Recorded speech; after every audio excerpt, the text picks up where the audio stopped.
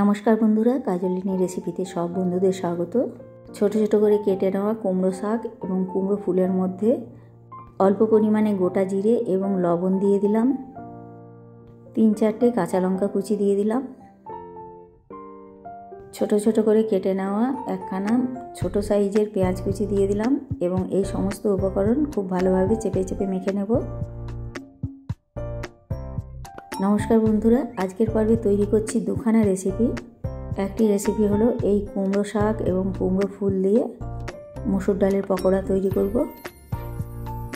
আর একটি রেসিপি হলো মুসুর ডালের বড়া। খুব ভালোভাবে চেপে চেপে মেখে নেওয়ার ফলে কুমড়ো শাকের মধ্যে যে কাঁটা ভাবটা থাকে সেটা আর থাকে না এবং নরম হয়ে যায়। আর এইদিকে আগের দিন আমি মুসুর ডালটা ভিজিয়ে রেখেছিলাম।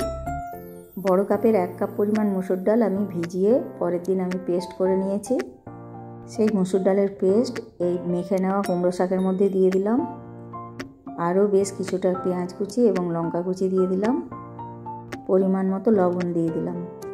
এই লবণ সহ মুসুর ডালটা পেঁয়াজ এবং কাঁচা লঙ্কা কুচি হালকা হাতে মেখে নেব, অর্থাৎ কুমড়ো শাকের সাথে মেশাচ্ছি না। দেখুন, হালকা হাতে মুসুর ডালটা মেখে বেশ কিছুটা পরিমাণ মেখে নেওয়া মুসুর ডাল একটা সাইডে সরিয়ে রাখলাম এবং বাকি মুসুর ডালটা কুমড়ো শাক সহ সমস্ত উপকরণের সাথে ভালোভাবে মেখে নিলাম। অপরদিকে কড়াতে বড় চামচে 2 চামচ পরিমাণ সরষের তেল গরম করে নিলাম এবং এই যে মেখে নেওয়া মুসুর ডালটা বড়া আকারের আকৃতি দিয়ে গরম সরষের তেলের মধ্যে দিয়ে দিলাম।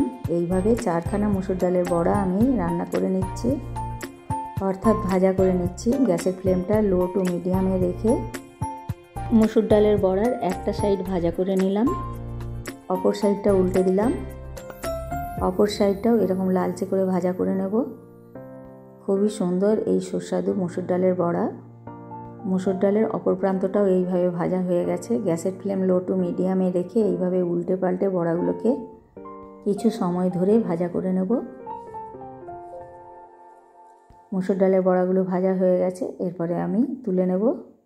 এই অবস্থায় গ্যাসের ফ্লেমটাকে আমি বাড়িয়ে নেব।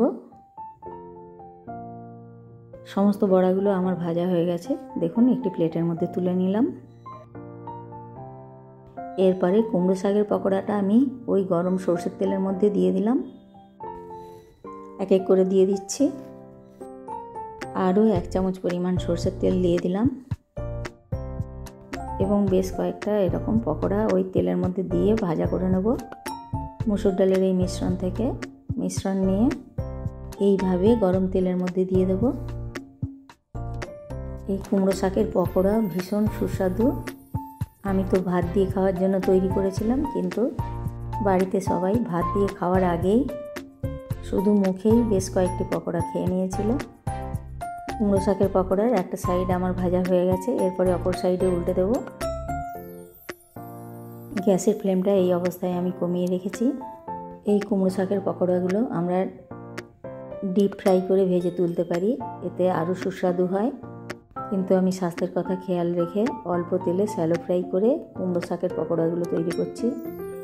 এইভাবে গ্যাসের ফ্লেমটাকে কমিয়ে রেখে একটু সময় নিয়ে কুমড়ো শাকের পকোড়াগুলো তৈরি করতে হবে। এই দুর্দান্ত স্বাদের কুমড়ো শাকের পকোড়া আপনাদের যদি ভালো লেগে থাকে তবে চ্যানেলটি সাবস্ক্রাইব করার জন্য অনুরোধ জানাচ্ছি। এই কুমড়ো শাকের পকোড়াগুলো ভাজা হয়ে গেছে, এরপরে আমি এক এক করে তুলে নিচ্ছি। কুমড়ো শাকের পকোড়াগুলো আপনারাও তৈরি করে নিতে পারেন, আশা করি ভালো লাগবে। আপনারাও এইভাবে কুমড়ো শাকের পকোড়াটা তৈরি করে কমেন্ট করে জানাতে পারেন কীরকম লাগলো। সমস্ত পকোড়াগুলো আমি প্লেটের মধ্যে তুলে নিলাম। সম্পূর্ণ এই রেসিপিটি আপনাদের যদি ভালো লেগে থাকে তবে চ্যানেলটি লাইক দিয়ে সাবস্ক্রাইব করার জন্য অনুরোধ জানাচ্ছি। আমি একটু ক্লোজ করে দেখাচ্ছি। দেখুন কতখানি লোভনীয় হয়েছে এই কুমড়ো শাকের রেসিপি। পরবর্তী পর্বে ফিরবো অন্য কোনো এক রেসিপির সাথে। আপনারা সুস্থ এবং ভালো থাকবেন।